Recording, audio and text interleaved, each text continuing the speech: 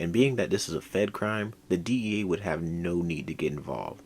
And considering Hank's history with Jesse, plus him not being on to Walter, he'd want to stay as far from the situation as possible. Because it really has nothing to do with him. And in the original, when he did go to talk to Jesse, he was kind of going rogue. Hey everybody, and thank you for watching another video. My name is Merge, and welcome to the Breaking Bad What If series that I call the Heisenverse, a series where I make a change somewhere in the Breaking Bad or Better Call Saul timeline and see how that one change ripples throughout the entire universe. And in this video, we're going to make a change for the better, because one could make the argument that Walter's life really started to fall apart when Hank found his book. Then, well, Jesse turned on him, Jack got involved, and the next thing we know, Hank and Steve Gomez are dead, and Walter's whole family hates him. It was a literal speed run to ruin his life, and Walter did it in about 2 weeks just for having a book behind the toilet. But what if things happened differently? What if that book wasn't just out in the open? Or what if Hank had to pee at the moment? How would that change the events of the series? Well, that's what we're here to find out today. And before we get started, if you could leave a like on this video to support the channel, I'd appreciate it. And also comment down below who's your favorite character in the Breaking Bad universe. For me, if we're talking main characters, it's definitely Gus. But supporting characters, I gotta go with Skinny Pete. But with all that out of the way, let's get into it. After receiving confirmation that Mike's 9 guys in prison are no longer in the picture, Walter and Todd now have the green light to cook without having to worry about the DEA or the hazard pay. And within the span of 3 months, they'd make so much money that Walter wouldn't even be able to keep track of it. And just for good measure, he'd continue to visit Hank at his job just to see if he's still looking into the Gus Fring case. And to his delight, almost every visit Hank vents about not being able to catch Heisenberg. And that does give Walter an additional peace of mind just knowing that he's not on anyone's radar. But when he comes home, Skylar, who's been laundering his money, finally speaks to him after weeks of silence. And she would bring him to a storage unit where he can see the fruits of his labor, which is an enormous pile of cash the size of a Volkswagen. And as they both look at the pile, she would ask one question that he's long forgotten the answer to. How much is enough? How much is enough? How big does this pile have to be? So after sleeping on it for a couple days, once him and Todd finish cooking up a batch, Walter calls a meeting with Lydia to talk about the business. And while she talks about the money and her plans on expanding beyond the Czech Republic, Walter with a straight face tells her, "That is not what I called this meeting for." And she responds saying, "Well, if you're not talking about figures, then what else could we be talking about?" She says with a smile, but it quickly fades when she notices that Walter's being serious, and he would tell her, "When this meeting of ours is over, and I walk out the doors of this cafe, I leave the business and how it operates to you and Todd. And going forward, I'm out. Do you understand?" And Lydia, with a confused look on her face, would slowly nod her head in agreement. But before she can say another word, Walter continues saying, "And this part may go without saying, but I never want to see you or Todd again. If you have any questions, you can figure it out on your own. That's the part I need you to be crystal clear on." And the confused look on Lydia's face now turns fearful, and she's not even able to look Walter in the eyes. But she answers him saying, I understand, and you'll never see or hear from me or either of us again. I swear." And he simply says, "Good." And after a few moments of Walter sizing her up, he puts back on his hat and sunglasses and tells her, "Goodbye, Lydia," before leaving the cafe. Later that same day, when Walter gets home, the sound of running water can be heard from the kitchen. And as he walks further inside, he sees Skylar washing dishes while purposely ignoring him. But when he goes to wrap his arms around her waist, he'd lean into her ear and say, "I'm out."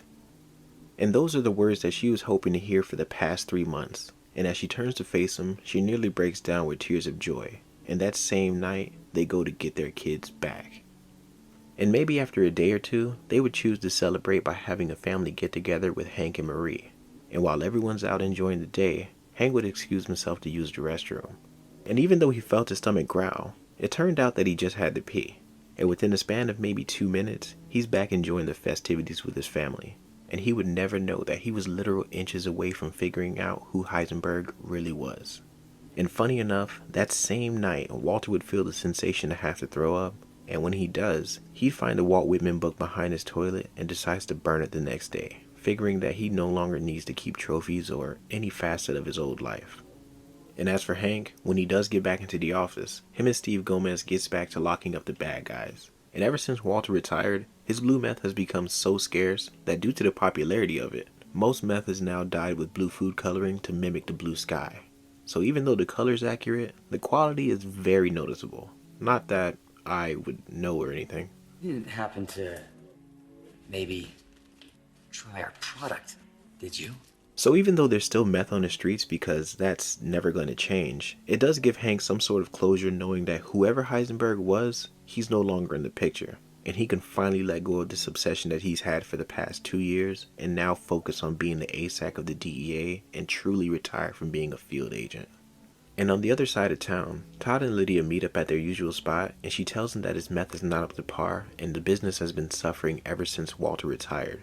But when Todd suggests reaching out to Walter for help, she immediately declines, not wanting to know what he would do if she does reach out. Because after all, this is the same guy who killed Mike and Gus, two people that she likely thought were untouchable. And with her being in a position where she doesn't exactly need this operation, her and Todd would go their separate ways and she leaves him and the gang with the tank of methylamine.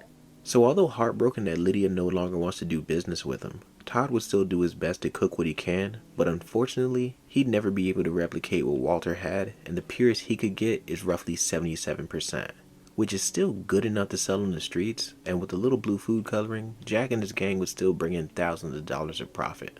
But for Todd, that wouldn't be good enough until he can make what Lydia wants, and he'll keep trying no matter how long it takes. Over with Jesse, he's still depressed and not really himself after what happened to Drew Sharp.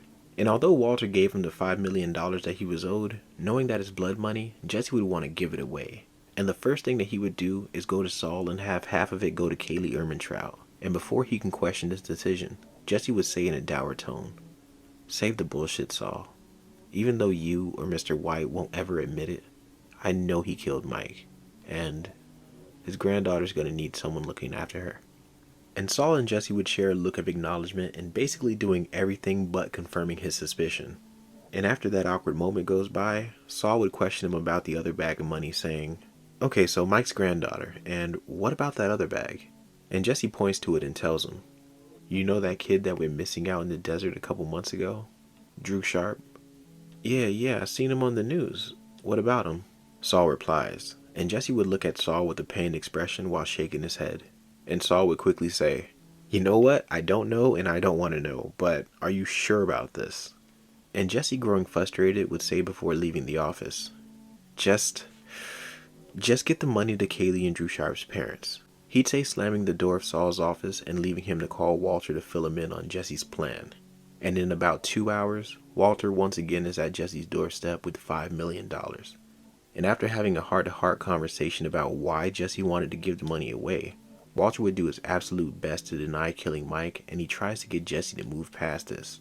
And although he seems to understand where Walter's coming from, after he leaves, the word blood money echoes in his mind for hours, and something inside of him would just snap. And he goes for a drive while having the money in his passenger seat. And as he goes through random neighborhoods at 3 o'clock in the morning, he begins throwing the ill-gotten blood money out the window a couple $1,000s at a time. But when he ends up crashing into a playground, he'd be arrested not only for the reckless driving, but also the millions of dollars that he's just throwing away. And being that this is a Fed crime, the DEA would have no need to get involved. And considering Hank's history with Jesse, plus him not being on to Walter, he'd want to stay as far from the situation as possible. Because it really has nothing to do with him.